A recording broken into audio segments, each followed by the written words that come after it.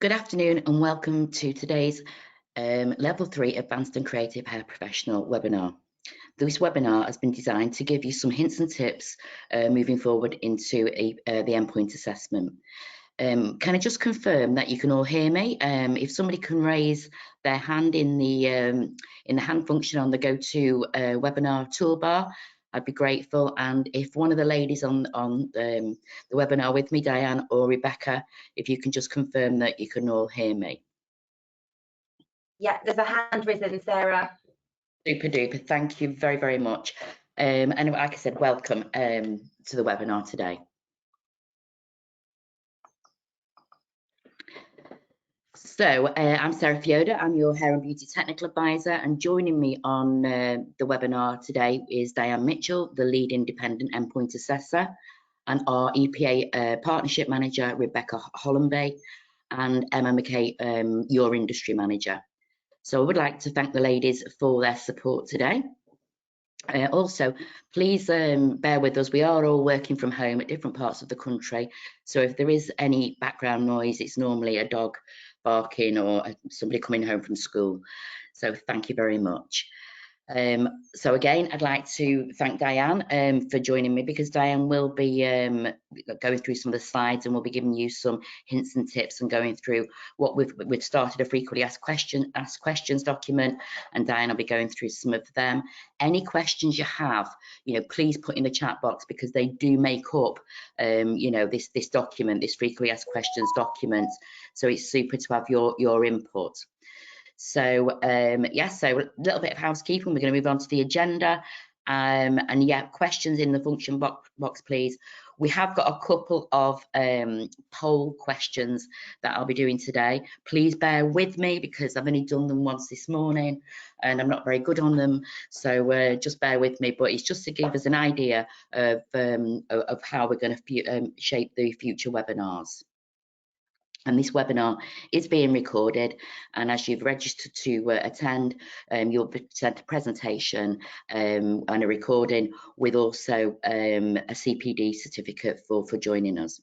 So let's move on to the agenda. So I think I've done the introductions, if you like. So we're going to be looking at the Advanced and Creative Hair Standard, knowledge questions, uploaded gateway, professional discussion, observation and questioning, Q&As, grading, and recording forms. And I've just done that all the wrong way around and not followed the arrows. So I do apologise for that. So this is the first poll question. Now I'm going to launch that.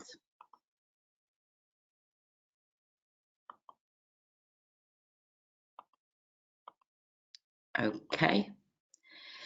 So if you can see that, can somebody tell me if they can see the questions I've launched? The question, what are your main concerns for the Advanced and Creative Hair Professional? So is it the knowledge test, the observation and questioning, the professional discussion? And if you have anything else, just include the detail in the chat box, and we will be picking that up later today. You've got a large number already coming through, Sarah. About 60% professional discussion so far, and then down sort of 30% for the observation and questioning, and just 16 to 20% for the knowledge test, and other 65% now professional discussion, 66, 67. I think it's safe to say the professional discussion part is the biggest bit I think people are worried about. We did anticipate that it would be the professional discussion, and this is where Diane will be able to help you further with that obviously question there. I'll close that poll now. Okay, so let's move on. So the Advanced and Creative Apprenticeship Standard. So as we know, this standard, it's been around a little while now. I've got a few people coming through their endpoint assessment. Obviously, I've just put this slide in for you because it really is, it's just an overview of the role. So the Advanced and Creative Hair Professional, themselves work in the hair industry, which is one of the largest and most trusted fashion forward professions. We all think so, and they're highly skilled and experienced individuals who deliver these hair fashion forward trends which are innovative styles and inspired by current images and their own creativity, individual flair, imagination and interpretation.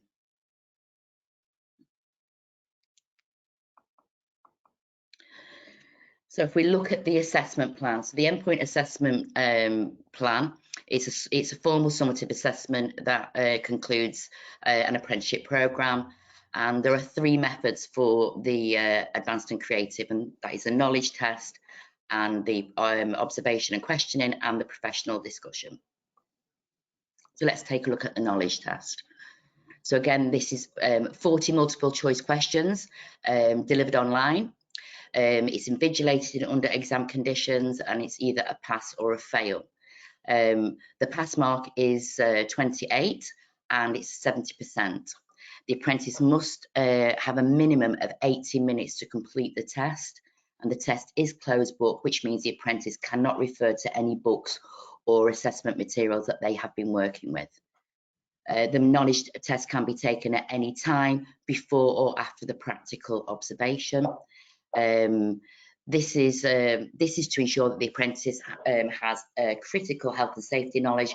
Without that, they would be unsafe to practice services on a live client. So the question and observation and questioning.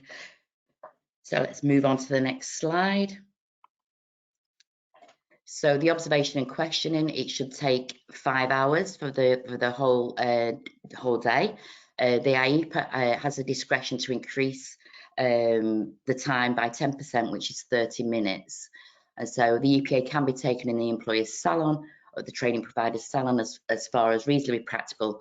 The location of the endpoint assessment should match the conditions of a real working environment in which that apprentice can demonstrate their knowledge, skills and behaviours assigned to the assessment methods. So the grading criteria here is distinction, pass or fail.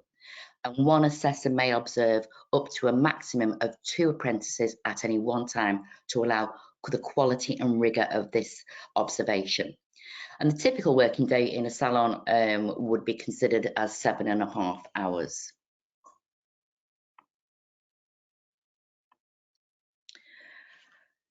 So on the day of the EPA, the apprentice needs to complete both the observation and the questioning and the professional discussion.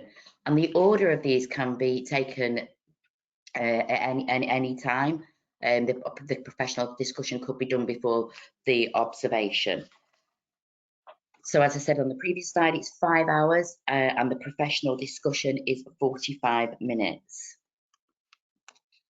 Okay, the benefits of completing the professional discussion first, and this is a really good benefit, and this is what Diane and the team have come up with. It's probably the assessment component that the apprentice is most concerned about.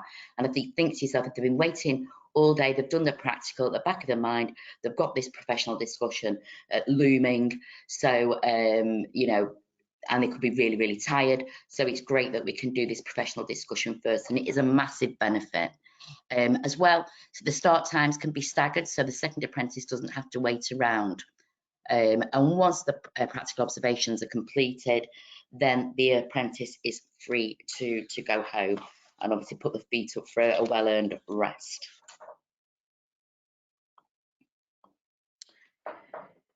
So the overview, so the apprentice will be observed by City and Guilds independent endpoint assessor. The apprentice will work on a minimum of 1 client and undertake 2 services. And questioning will happen following each of the 2 services. So there'll be a total of 4 questions asked, split the following ways. So there'll be 2 questions asked after the creative precision cut and finish, and 2 questions asked after the advanced creative colour conversion, and they'll both last around 5 minutes, 5 minutes each.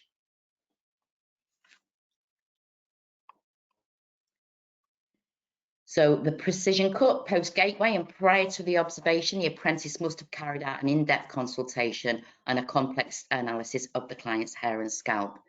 At the start of the observation for the precision cut and finish, the apprentice will discuss briefly to confirm with the client that prior in-depth consultation and complex analysis of the client's hair and scalp. This brief discussion will form part of the observation and should last a maximum of 5 minutes. The 5-minute consultation is included in the 5-hour observation time.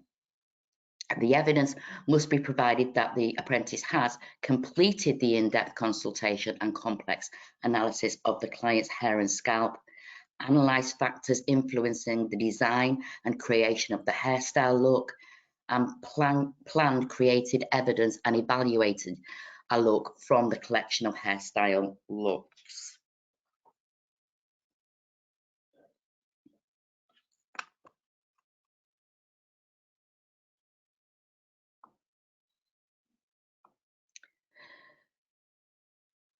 So there's 2 services. So service 1 is the precision cut.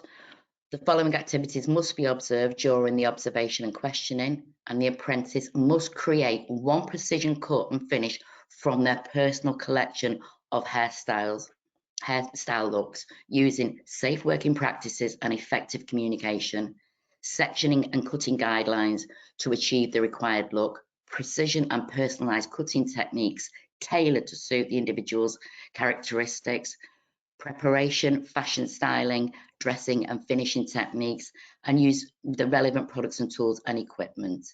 And now I'm going to hand over to Diane to go through the next few slides. Thank you, Sarah. Before I move on to what is a precision cut, can I just confirm that on the day of the EPA for the practical observation, it's really important, especially for the precision cut, that the apprentice does have their collection of looks with them for that precision cut, because they have to recreate one of those looks from that collection. So on the day, make sure that they've got that collection of looks, and then they're able to tell the ACHP which one of those that they are going to carry out. So it's really important they do that. Also, the other tip that I would say is, yes, they have to have done an in-depth consultation prior to the day. So it's really important that that's what the collection of looks will tell us as well for the precision cut, that they've done that in-depth consultation. But it's also important that on the day they must make sure that they do run through the full consultation with that client, taking that 5 minutes to make sure that they are rechecking with that client the look that they require. They're checking the scalp for any infections or infestations. They're doing the general checks that they would do normally with a client. So yes, they know what they're doing, but they must make sure that they do carry out that 5-minute consultation with that client, because one thing you've got to really make sure you're doing is making sure you're giving them, or the apprentice is giving themselves the opportunity to strive for a distinction. So, making sure that that client, throughout that consultation, they are checking that client's requirements. So what is a precision cut? Now, this is a question that has come up time and time again about what is a precision cut. And, it is something that a cut that shows strong, accurately, clearly defined lines with solid edge and zero elevation. Now, we've also been talking to confirm actually what the steering group means by a precision cut. And a precision cut, their terminology is that it needs to show attention to detail, to create a bold shape, and it should be above the shoulder. What they've stated about being above the shoulder now is they don't feel that by having it below the shoulder, you will not be able to show that precision and attention to detail. So, for example, it should be a geometric cut, asymmetric, disconnection, an A-line bob, or an inverted bob. The cutting techniques they have to, they can use, and there's nowhere in the standard to state a typically amount of how many cutting techniques they need to use, but it could be from graduating, layering, thinning, tapering, club cutting, advanced, texturizing techniques, all of those they could use a combination of. And at the end, we've got some more frequently asked questions which just detail a little bit more information regarding what techniques they should be using. So here are a few. Sarah, can you just move on to the next slide? And again, here are some others. Now, we've particularly used some gents cuts here as well, because they can use gents as part of this endpoint assessment. But again, as you can see here, those gents cuts that have been included have got very sharp, bold lines. All right, so it shows precision and attention to detail. And that is the most important thing, that they do show that precision, you know, and it should also reflect a bit of a level 3 image as well, so that we know what that level 3 image is. Okay, Sarah, next slide, please.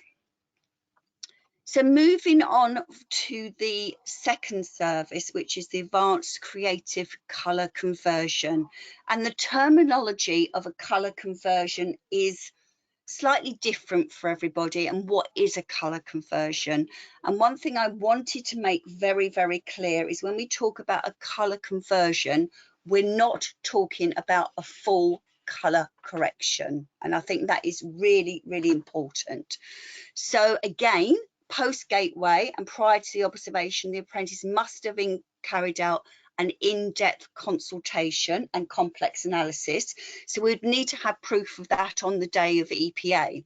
So that proof could look like, you know, results of tests. You could have a bit of a mood board where you've discussed it with the client about what sort of colour conversion she wants or he wants. And at the start of the observation, again, they must make sure they carry out that 5-minute consultation. Again, looking at the grading criteria of what they need to do to get a distinction or strive to get a distinction, to make sure they're hitting those key points. So it's really important that the apprentice also discuss the outcome of the test with the clients that have been completed. This 5-minute consultation is included in the 5-hour observation time.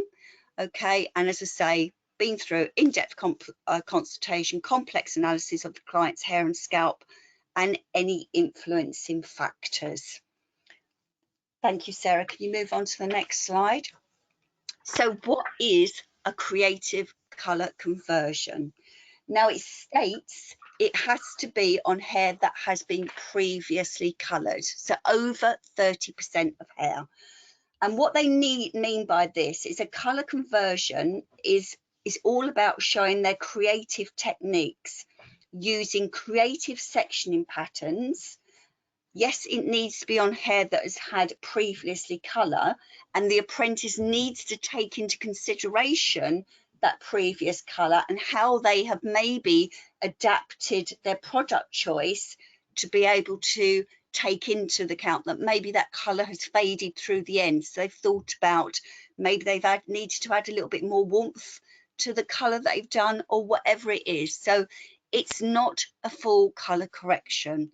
This aspect of the EPA is assessing those apprentices' creativity skills, how they're sectioning, how they're taking into account any influencing factors. So their sectioning patterns, how they're using bespoke colour, creative formulations, how they are blending and shading, and there could be any problems that they may occur during that colour conversion. But it's all about their creative sectioning techniques, personalising that colour result to enhance the finished look. But it doesn't have to be a full colour correction. Yes, they have to change depth and tone, and they have to follow requirements about manufacturer's instructions. And that is really key, that they do make sure that they are following their manufacturer's instructions. They can't be over creative and maybe just add, you know, maybe a little bit of bleach into their high lift tint or anything like that. The manufacturer's instructions have to still be followed to the T. Although this is level 3, they still have to cover that follow the manufacturer's instructions. Okay, Sarah. So again here, this is some examples of the colour conversion. Now what we're finding at the moment is that for this standard, they can do one client or they can do two clients. So if they're doing one client, you have to make sure that, again, that colour and that cut is a precision cut. So you can see some of the shorter ones here are quite precision cuts. Okay, but you could, that an apprentice could decide that they want to do maybe a, you know, a balayage, a stretch, or a root stretch, or anything like that, and they may decide to use two clients. All right, so the first client would be maybe the colour could be on slightly longer hair, and then they could get their client in for their precision cuts. So that is completely up to the apprentice. They could use one client, or they could use two clients, depending on what sort of colour they want to do. But it's really important, again, for that cut must show precision, and it must show bold, strong lines. And that colour needs to be creative. It needs to show creative sectioning patterns, how they are formulating their colour, how they're taking into consideration previous colours, okay, to be able to showcase their creative sectioning techniques and creative colour conversion techniques. Okay, Sarah, passing back over to you now, I think. Yeah, okay, thank you, Diane. So we've put a few slides in here. I'm not going to go through all these slides and read them obviously to you, because they're there for yourself at your own leisure to go through. But I think when we go on to EPA Pro, there's some absolutely fantastic resources on there for you to use and to help guide your apprentice, really. And this one is the observation grading descriptor for the endpoint assessment. And these are the sort of words that I've noticed that would be in the distinction, definitely the distinction of whether it be a pass or a distinction grade. So showcased, passion, creativity, talent, flair, imagination. So again, to achieve a pass, the apprentice must provide evidence to meet all the knowledge, skills and behaviour requirements for the observation and questioning, and all the criteria set out below in the next few slides. And for that distinction, you know, they need to have met all the pass criteria and the additional distinction criteria as well. So how does this look? I've put in here for you the creation of, create a collection of hairstyle looks, the grading descriptors from here. And as you can see, you've got your knowledge and your skills and your behaviours throughout the create a collection of hairstyle looks. And what I would like to point out that not every sort of knowledge or skill has got a distinction element. So please, you know, make sure that your apprentices have, you know, carried out everything they need to get the pass, and then start looking at the distinctions to be able to push, stretch and challenge them moving on to a distinction. And if I just highlight a few things here for you, it says for this collection, it says for the distinction, creatively adapted, combined with flair, passion, a range of technical and precision techniques to a superior quality to create and style the finished look with attention to detail. So obviously they've got the pass there, they've used a range of technical skills, but if they want to stretch and challenge themselves, you know, it's getting them to look at this, you know, how have they creatively adapted using the flair and passion to be able to get that distinction grade.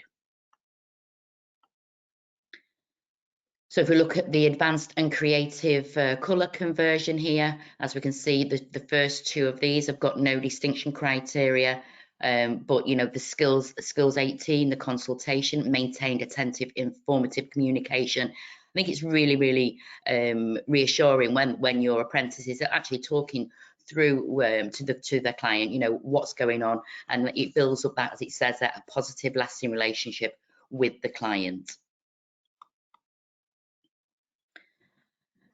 Again, if we go down to knowledge 34 to skills 23, there is obviously the pass and distinction. And we're looking at the words again here, showcase their passion creatively, talent and flair, whilst completing that colour conversion. We're not asking them to be flamboyant, and I don't know how how they would be on the day, but you know, that is actually stretching and challenging them there. And again, for here we can see that there's obviously just a pass for the skills 24 and behaviours 2.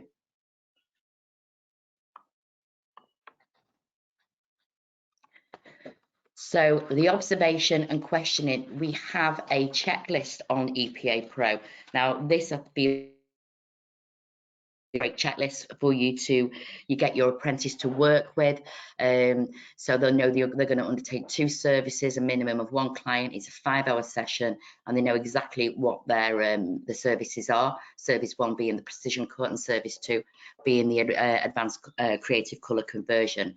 And you know, to really get them to try and work with this checklist, and this is what the checklist looks like. I think it's absolutely fabulous. They can tick off prior to the day of the endpoint assessment the evidence that must be provided, and also the following activities must be observed during the observation and questioning. And so they can tick these boxes just to say that yes, they understand that, and you know, they can actually even, you know, sort of write themselves up a little story around all this to make sure that they've understood exactly what needs to be delivered on the day. Here's the advanced and creative colour conversion. Again, it's going through that 30% of the hair, you know, at the start of the observation, that they've confirmed with the client, and that in-depth consultation. So again, just a 5-minute recap on that for the client and the apprentice, and so that the endpoint assessor can actually hear that has taken place. So if we look at this checklist there, you can see, again, these are sort of the questions that, you know, the independent endpoint assessor will be questioning the apprentice after each service. So there'll be 2 questions on the finish, on the precision cut and finish, and 2 questions on the advanced and creative colour conversion. And these are the types of questions. I'm not saying they are the questions, but these are the types of questions. So I think, again, preparing that learner, that apprentice, sorry, for their endpoint assessment, it'd be great to get these down and get them to, you know, ask them these questions and get them to ask each other. You know, if they're in a group, if they're group learning together, get them to ask these questions so they become very familiar with answering the questions as they move along. Now I think we're back over to Diane for some top tips for the practical observation. Thank you, Sarah. Yes, we've got some really great support resources on EPA Pro. As Sarah's just been through the checklist, please make sure your apprentices do use those to make sure they're meeting the full requirement of the endpoint assessment.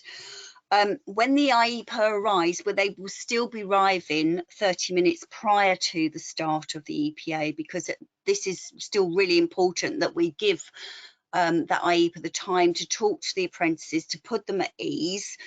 If they are doing the practical observation first, then, you know, they're going to run through what they're going to be doing, checking their hair collection of looks, checking that the colour that they're going to be using does meet the requirement of the level 3. So it's really important. And we would say, actually, you know, if you have got appointment schedules, that's fine. You don't have to, but obviously we do need to have that information on the day about what clients are coming in at what time, and it's a safeguarding just to make sure that we are 100% sure that that apprentice is going to be meeting the full requirements of the practical endpoint assessment. And this has always been the same for level 2 as well, and it's easier said than done. Ensure that clients that are being used give the apprentices the best opportunity to showcase their skills. Also, you know, if the apprentice is using a friend or a relation or even another hairdresser, please make sure that maybe you are talking to that client to say, look, this is their opportunity to be able to, you know, showcase their skills. They have to treat that client like a client, not like a friend or a mum or anything else. And if you are using another hairdresser, making sure that they're not giving any hints and tips, or they're not putting too much pressure on that apprentice. The grading criteria, check the grading criteria. They need to understand the minimum requirement of what they need to do to get a pass, but also exactly what they need to do to strive for a distinction. And as part of the checklist that Sarah's just been through, that the ACHP does have to ask questions. As I say, 2 questions around the cut, 2 questions around the colour.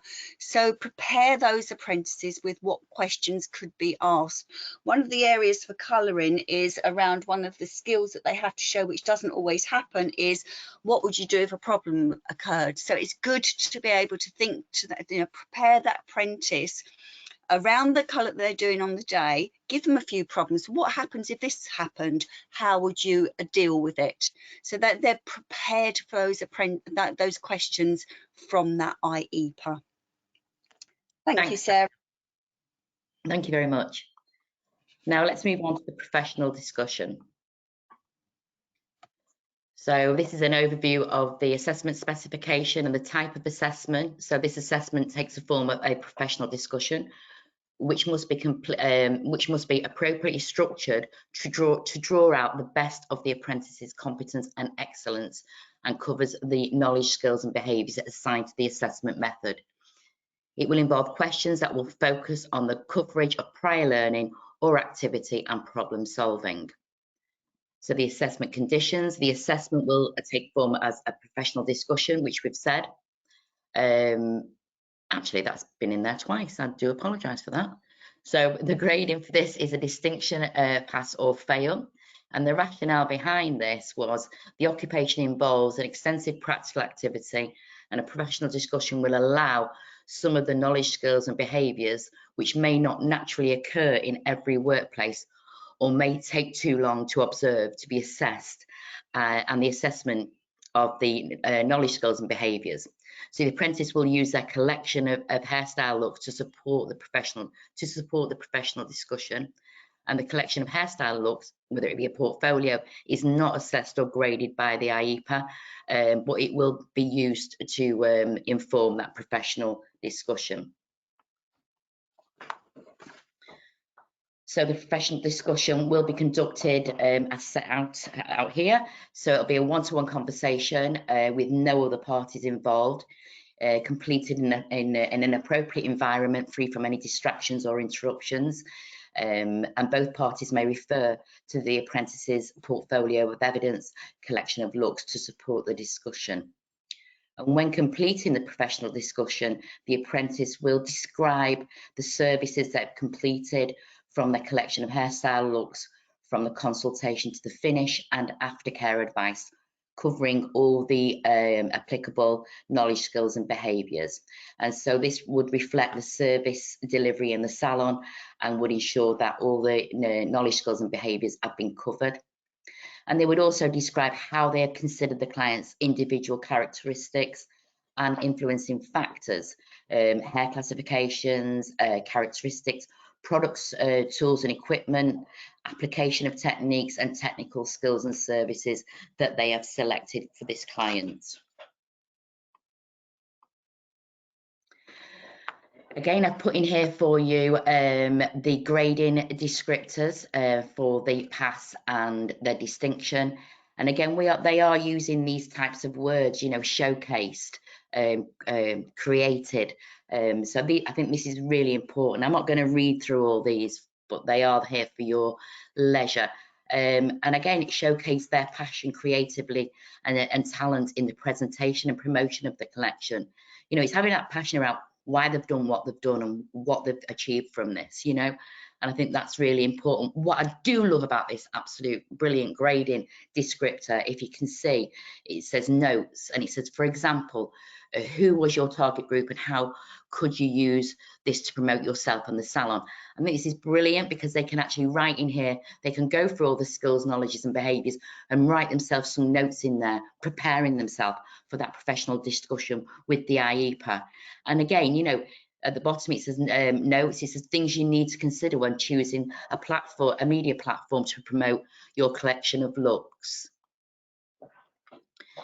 Coming in, you know, again, the results of your evaluation, things that you could improve in the future, different health and safety procedures for the smoothing and strengthening, step-by-step account.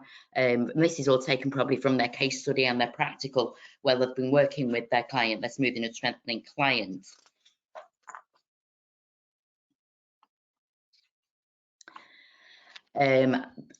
This is one for the smoothing and strengthening as well, a step-by-step account application technique, the development time and the removal process and their justification why they've chosen those products for their clients.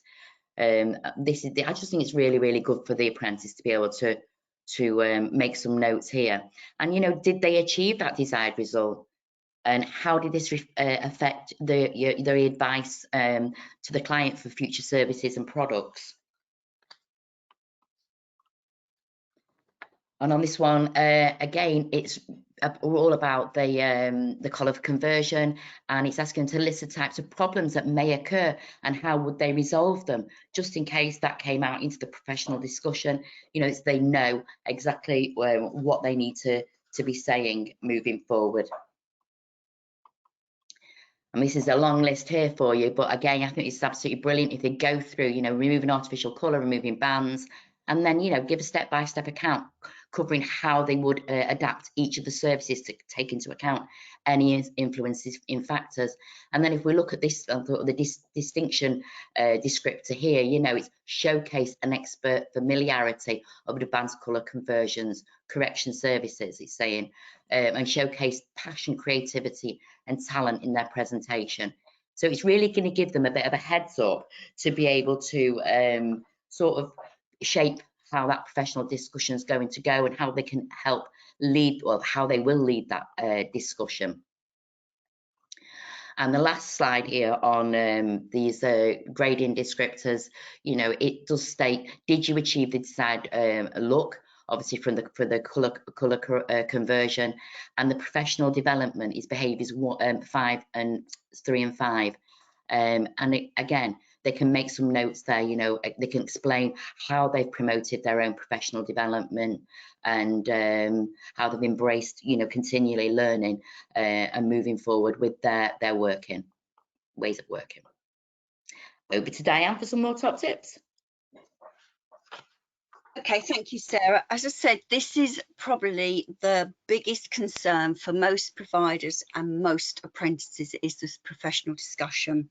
And one thing I just want to make really clear is that within this standard, there isn't a mandatory qualification like there is for the hair professional. So yes, I know Sitting Guilds have developed one, but there's not a mandatory qualification. So not everybody would have completed the qualification. So there's aspects which are in the professional discussion which are not going to be observed by the ACHP as part of the observation and questioning. So for smoothing and strengthening, that's not going to be observed at all. For colour correction, all the aspects of colour correction, that is not going to be observed at all. So it's really important when preparing your apprentices for this that they have to cover knowledge, skills and behaviours. The skills have to be completed on a client or on, you know, on a model to make sure that they have that understanding of that knowledge and actually performing that skill on a model or a client. And I think that's something we've got to be really mindful of, is when we're looking at what we have to submit for the professional discussion, if it is a skill, then they have to be talking through in detail the products they've used for that, for example, for a pre-pigmentation. So what products they've used, how they've used those products. If you have got photographic evidence, that always supports the apprentice to be able to talk through what they've actually done. But one thing you've got to be really conscious of is that the ACHP has to be able to make sure that that apprentice has the knowledge and skills of performing everything in that professional discussion. And it should always be around, if it is a skill, what they have completed and the experience of completing that smoothing strengthening system or that aspect of colour correction. And within the colour correction, it's enormous what they have to do. They have to obviously talk through a client that they've done for pre-pigmentation, removing bands, correcting highlights and lowlights, a colour removal. There is so much they need to know, but they have to be able to articulate the products that they have used and why they've used those products to the IEPA, because, as I say, the IEPAs are going to be awarding something that they've never seen that apprentice do as part of the practical and questioning, but they have to be confident that that apprentice has the knowledge and the skills to be able to carry out that service to that client. So using the resources on EPA Pro, check all knowledge elements and skills have been covered. So if it has an S next to it, it is a skill. So they have to have performed that skill on a client or on a model. So if it is a skill, they need to have evidence and they need to be able to talk through the products, tools and equipment they've used. And if you have got photographic evidence, that really helps.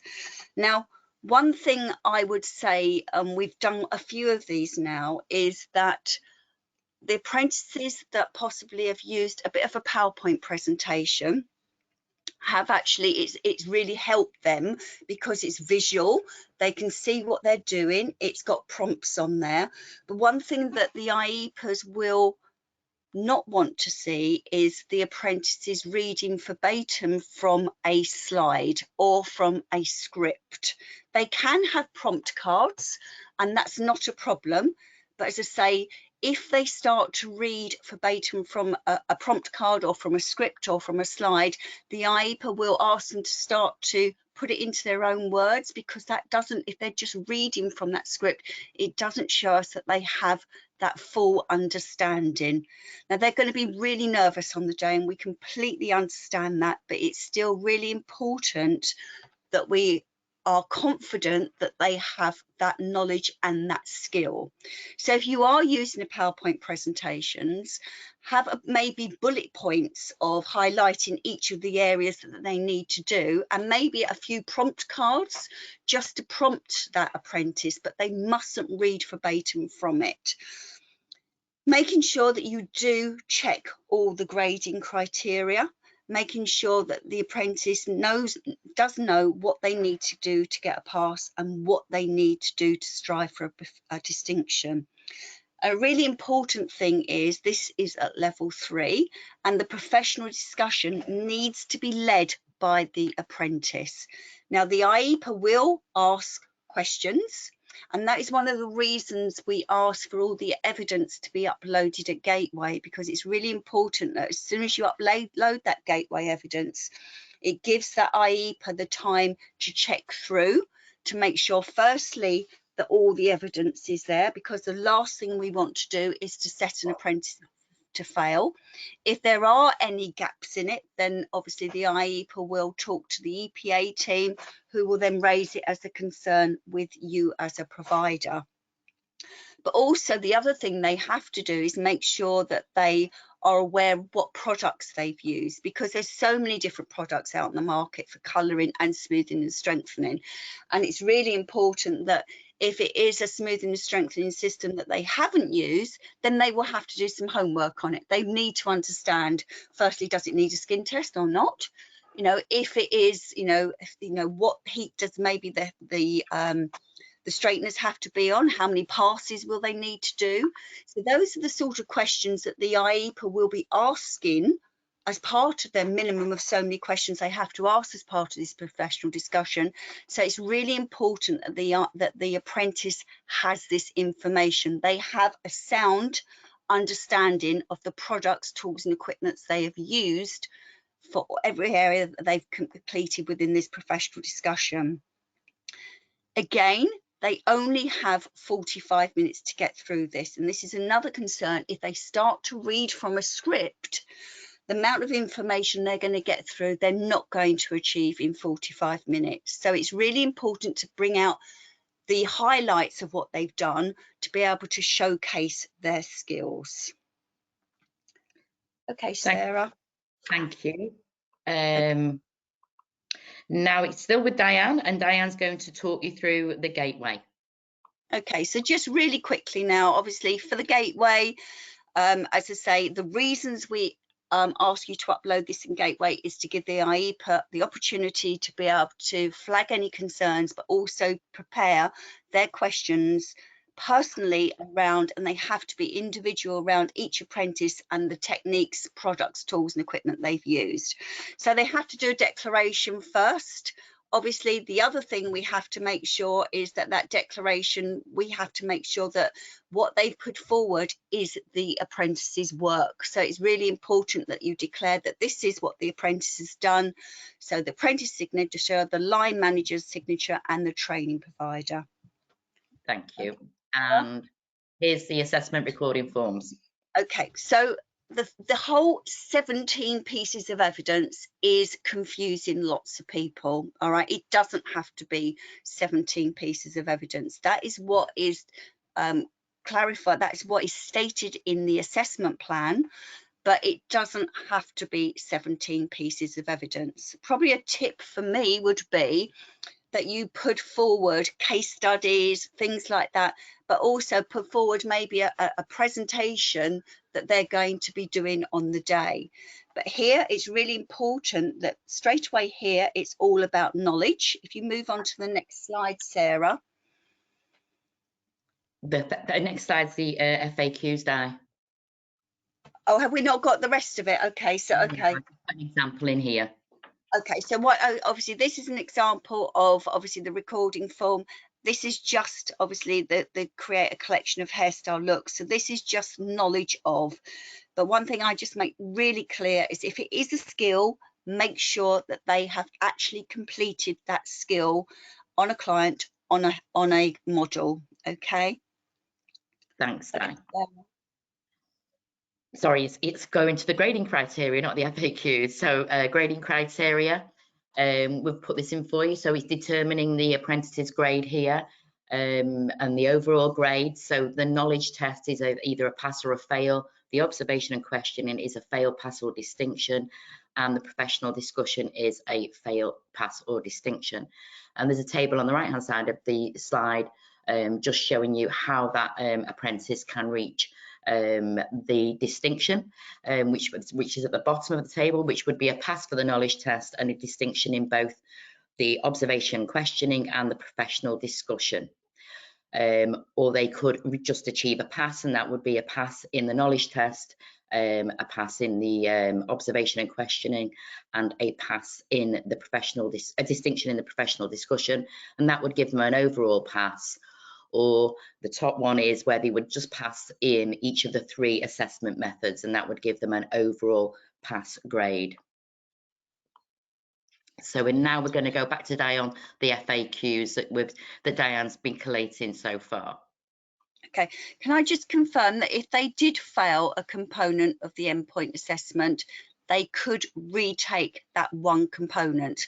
So if an apprentice is doing the observation and questioning and the professional discussion on one day, and they pass maybe the professional discussion, they fail the observation, they can retake that one component. Each component is completely separate. And I do think that a really good piece of news is that the knowledge test, it states in the assessment plan, has to be completed first, but IFATE now have added flexibility around that it can be taken at any point, which is good news. Thanks. So a few questions that we've started to collate, but we do need you to put forward some of your questions so we can start to get many more questions.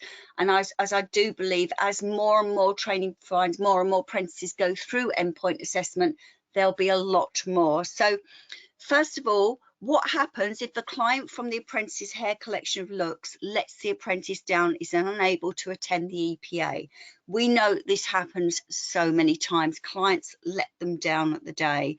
We've had it agreed with the steering group that if that does happen, then they can choose a contingency client. They can get another client, but it still has to replicate one of their precision cuts from their collection of looks. So that collection of looks is really important on the day of endpoint assessment, that they have that collection of looks just for their precision haircut. It doesn't have to be for the colour conversion, but just for the precision cut. so that then the apprentice can tell the ACHP which one of those cuts they are going to be performing on the day. Again, what is a precision cut? So a precision cut needs to show precision and attention to detail to create bold, sharp haircuts above the shoulder. And just a definition there of a precision cut, which I've already been through. We've been very used to the hair professional, which is very, very descriptive. It says how many cutting techniques you use, how many products you need to use, all that sort of thing. This isn't in this standard. So how many cutting techniques need to be covered during the precision cut? Okay, a set number of techniques is not stipulated. However, a range of advanced technical and precision techniques from those listed below need to be used to create a personalized overall look. So they're going to have to use and incorporate a range of techniques, but how many is not stipulated. Does the color only need to change depth and tone? No. You must complete one advanced creative color conversion service on previously colored hair. So it has to be 30% of the hair has to be colored prior. It does have to change depth and tone. It does have to use creative sectioning techniques to personalize the color result and enhance the finished look. They have to use toning through bespoke creative color formulation, color blending and shading. So this is the element where it's taken into account the previous color on the hair and they're adapting that color formulation to be able to incorporate that client's hair may have faded towards the ends where it had been previously colored, or they've had to adapt the peroxide strength because it's obviously not going to lift the hair so much. So depending on the colour that they're doing. Next slide, please, Sarah. Does the colour conversion need to include a colour correction technique? No. The colour correction aspect is discussed and is covered in the professional discussion. That's why it's really important that we have to know that those apprentices have that skill. A colour conversion is a creative colour technique using creative sectioning patterns that needs to be carried out on previously coloured hair and should include toning through bespoke creative colour formulation, colour blending, shading, root drag, stretch techniques. How many colouring products need to be used during the colour conversion? Unlike the level 2 hair professional, it is not stipulated, but don't forget this is a level 3 creative colour. How many colouring techniques need to be used during the colour conversion? Again, it's not stipulated, but again, remember this is a creative colour conversion. What evidence is needed on the day? They have to have their photographic ID. Evidence of tests completed, including the outcome of those tests. Evidence of the collection of looks using precision cutting techniques. We don't obviously have to have the one for the colour conversions or for the styling, but we do need on the day to have the ones that they're going to replicate one of those cuts from that precision cutting technique, their collection of looks. Thanks, Diane. Now we're going to go over to Rebecca Hollenby. Rebecca is one of our EPA partnership managers. Over to you, Bex. Wonderful. Thank you very much, everybody. It's just a very short update. I'm sure you're all quite familiar now with EPA Pro, how it works, how to access the system. If you aren't, by any chance, please do put your name in the comments or within the question section and we'll reach out to you directly. But initially, all bookings now for endpoint assessment will be done through EPA Pro, and you'll manage this as you wish at your own time to book the assessments that you need for EPA. Next slide, please, Sarah. So just to remind you that if you are using the City and Guilds for endpoint assessment with City and Guilds, you will still apply for your advanced hair approval via Wargarden, and then we will transfer that approval onto EPA Pro. When you're on EPA Pro, all access to the support materials can be found on there. If you're applying for the non-mandated qualification, this is done through Wargarden as well. Please do make sure that if you are working with City and Guilds for Hair or Beauty, and if you're using EPA Pro, you will get lots of activity from other sectors in the college or the provider that you work in that are sending out information and updates on learners progressing through EPA on the system. We will be updating the system over the next 2 or 3 months, where you can bespoke just to hear about your learners on your standards. So please do actively look out for that information. It will be on the news update page of your landing page on EPA Pro, and that will be coming out shortly, which hopefully will be very well received. Next slide, please, Sarah.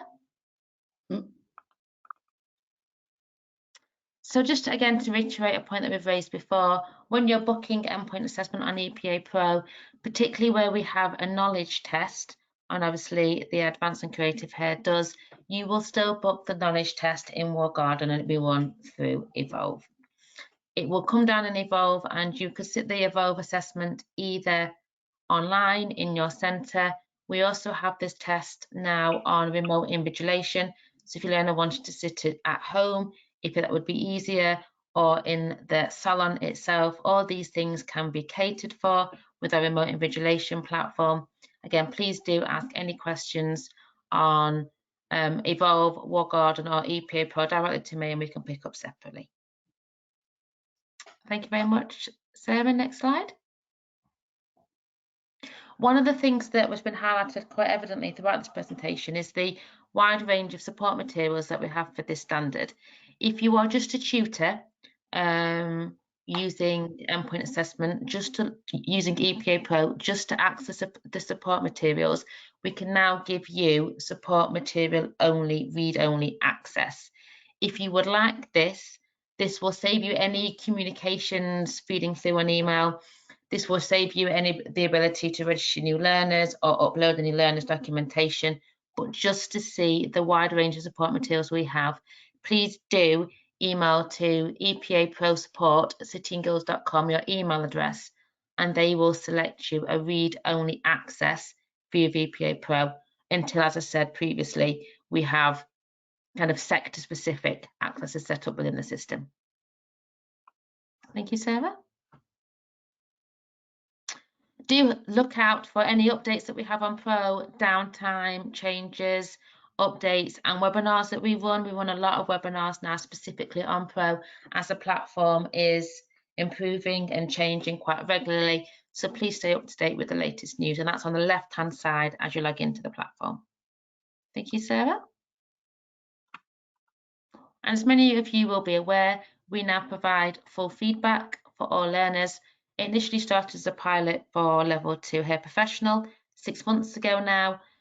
This will be rolling out for the advanced and creative hair endpoint assessment. On completion of your learner being certified within the system, you will be able to go back into that learner's profile, click on files, and hopefully you can see on the screen there how easy it is to get to. And in files, you will be able to download the ACHP report, whether your learner had a fail, which needs to be rebooked and retaken, or on completion of a successful endpoint assessment, you can download the ACHP full grade feedback report that will provide you with the outcome individualized for that learner on completion. Thank you, Sarah. And that's what the file tab looks like. And again, you can just download the relevant feedback for your learner via that tab. Next slide, please. And that's everything. I'm just conscious of time, 2 minutes to go. You can see myself up there, I'm Rebecca, alongside Janice and Maurice. We'll reach out to you at any point, anything with regards to War Garden, the platforms, how the systems work. Please do feel free to contact us at any time. Thank you. Thanks, Rebecca, for sharing that with us. Just the last poll question, I'm just going to launch this. We are running obviously out of time. If I just bring this question up. And really this is about, are there any particular areas of the EPA that you would like further support with? So would you like more support with the knowledge test, the observation and questioning, the professional discussion, and anything else, please write it in the chat box and we will definitely get back to you on that one. I think we're looking at the moment 15% with a knowledge test, 29% with the observation, 18% with professional discussion, and 40% with other. So anything that's other, can you please put that into the chat box where the questions are, and we will definitely get back to you and give you some support.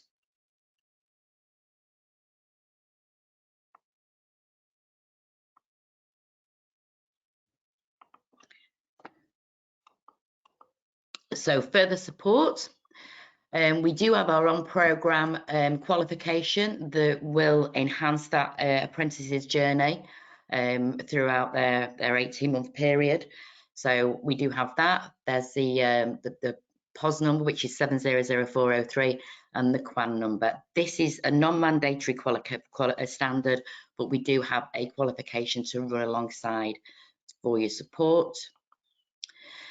Again, all the webinars that we put together, we really, really value your feedback. We do shape the webinars with your feedback. So please, you know, if you can scan the QR code, or if you want to go onto the actual form once this presentation has been sent out, we really, you know, we do want this. And also, your feedback gives us sort of a link to our FAQs. You know, any questions you want to ask, you can ask in the feedback form. Just a future dates for your diary. We have our level 3 advanced beauty therapist qualification. We'll be launching that in September, Emma and myself and Rebecca. So that will be held on Monday the 5th of September between 4 and 5 o'clock. And we will also have our City and Guilds Hair and Beauty update on Monday the 19th of September between 4 and 5, and the links are here. And please look out for social media and alerts. So Emma and I are here to support you. Emma is your industry manager, I'm your technical advisor, and please reach out to either of us if you want some further support. But I would suggest as well that you go back onto our website and go to your email updates and just check that you've ticked all the boxes that you would like alerts from, because due to GDPR, we can't just send emails out willy-nilly. So please make sure you have signed up for the relevant topics. Now, I'm just going to say thank you here. Really appreciate you staying with us and joining us. We had a heck of a lot of people on here today, which is absolutely brilliant. I'm just going to check to see if there's any questions. We have one for Rebecca regarding EPA Pro. I'll sort that out. I'll send that to you, Rebecca. I have been getting we have one here from one question saying, I have been getting the learners to put their collection into a PowerPoint. I mean, that is super, as Diane said earlier, as long as you know it's not sort of, they don't read from it and it's just got the bullet points. We've got another question here. It would be helpful to see examples of evidence uploaded to the gateway, and that someone would have a look at the learners and check the evidence, and that's so that they're on the right lines. We will be collating these and obviously sending them out to you in the future, well, as soon as we can. I'm just going to try and go through there. I think that's all we've got really. More support on preparing and submitting collection of looks would be welcomed. Earlier it was stated that there is one ACHP per 2 learners. Does that mean multiple ACHPs can be booked for only 2 learners? Diane, could you answer that, please? Yeah, so if you have got 4 apprentices that you want assessed on the same day, that isn't a problem, but you will need to have 2 ACHPs in to be able to do that. And one thing you just got to be very mindful of is thinking about rooms to do the professional discussion. If you've got 2 ACHPs, they can be in the same salon, that's not a problem, but obviously you need to have separate rooms for them to be able to complete the professional discussion. The next one, we've just got, can the knowledge test be done before the booking the EPA? Yes, they can, as long as the learner is through Gateway, they can take the knowledge test at any time. Brilliant. And will you be releasing an example video for the level 3 like we did for level 2? I don't think we will be for that. I think because this is at level 3 and it should be led by the apprentice. I would think possibly, I don't think that is going to be, it would be great, but I don't think it can be, because as I say, the whole thing about a level 3 is it should be led by the apprentice. Okay, 17 pieces of evidence, clarify. That's one question. Di? Okay, as I say, the 17 pieces of evidence, it doesn't have to be, all right? The 17 pieces of evidence is stated in the standard, which I think is confusing an awful lot of people. It can be more, it can be less. You could put everything in one presentation. If you are putting everything into one presentation, that is fine, but please make sure that when the apprentice goes to present that on the day, then you maybe adapt that presentation and maybe have a few bullet points. The other thing that's worked really well for some apprentices is that they have had the presentation, but also on the side, maybe they've had some props, you know, products that they've used and things like that, which has actually worked really well, or their mood boards, because if they've got something that they can pick up and talk about, it just is a bit like their comfort blanket. So think about having some products or, you know, their mood boards with them as well. So you've got everything on a presentation, but something else that they can just pick up and talk about as well, which links to the products, tools and equipment that they've used. Thank you, ladies. We have run over by quite a few, by nearly 10 minutes. What I will be doing, attendees, I'll be taking the questions from the question box, and we'll be putting together an FAQs and we'll send them out to you. So I'd just like to say, really, thank you for joining Diane, Rebecca, and Emma and myself on the webinar today. Really, we've had quite an interesting number of people on here. So I'd just like to say good evening and hope to see you soon.